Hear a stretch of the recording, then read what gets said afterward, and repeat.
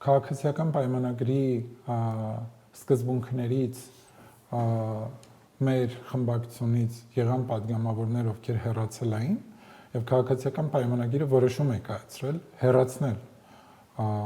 այս երկու падգամավորներին։ Ոչ թե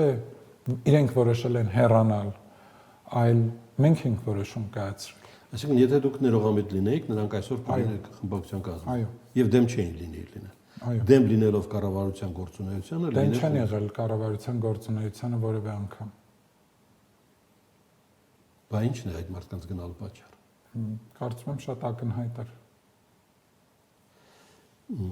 Հիմա ի՞նչ է խորհրդարանում որոշում, ով է ավելի ռսահապատակ, թե թրքահապատակ, այդ դիսկուրսն է բացվել։ Գիտեք, այս դիսկուրսը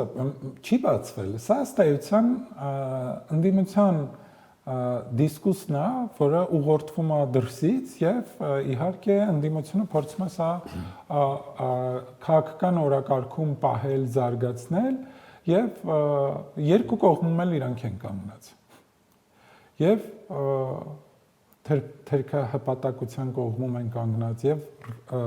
ռուսահպատակության կամ ռսահպատակության կողմում են կանգնած